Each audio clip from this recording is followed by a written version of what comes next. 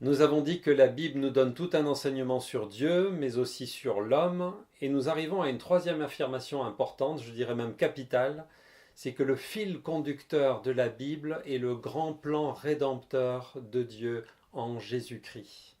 Donc il va non seulement falloir regarder à la loupe tout ce que le texte nous dit au sujet de Dieu et de l'homme, mais il va falloir aussi lâcher la loupe et considérer la grande histoire de la Bible et se poser la question, mais le récit que nous sommes en train d'étudier, quelle place est-ce qu'il a dans ce grand plan rédempteur? Alors cette histoire avec un grand H, vous la connaissez, vous savez que Jésus-Christ en est le centre, hein, sa vie, sa mort et sa résurrection. La Bible nous raconte qu'au commencement, Dieu a créé les hommes à son image. Malheureusement, ces hommes se sont rebellés contre lui et se sont placés sous sa colère, sa sainte colère. Mais Dieu a promis dès cet instant-là d'envoyer un sauveur. Il a ensuite choisi Abraham. Plus tard, il s'est constitué un peuple qu'il a arraché d'Égypte. Il a donné sa loi au peuple, mais cette loi a mis en évidence le fait que les Israélites étaient incapables de satisfaire les exigences de Dieu. Puis les prophètes ont annoncé la venue d'un sauveur jusqu'au jour où le Père a envoyé son Fils unique Jésus-Christ dans le monde. Il a vécu une vie parfaite, puis il a donné sa vie sur la croix.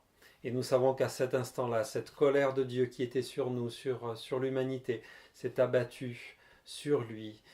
Il a été condamné à notre place, puis il est ressuscité, il est remonté vers le Père, et il a déversé son esprit sur les croyants pour que ceux-ci puissent répandre la bonne nouvelle, mais aussi pour que ceux-ci puissent être transformés par l'évangile afin de se préparer, d'être prêts un jour pour le retour de Jésus-Christ. Donc voilà en quelques mots cette grande histoire. Et vraiment, il nous faut nous poser la question, lorsque nous étudions le récit, quelle place est-ce qu'il a dans ce méga récit, ce grand plan rédempteur de Dieu?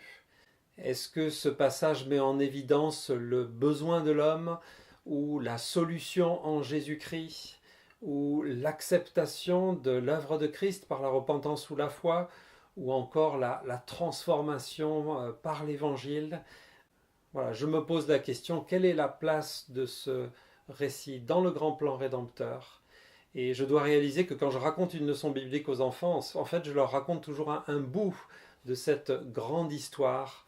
Et donc, toute leçon biblique devrait finalement nous ramener à Jésus-Christ, notre Sauveur et notre Seigneur.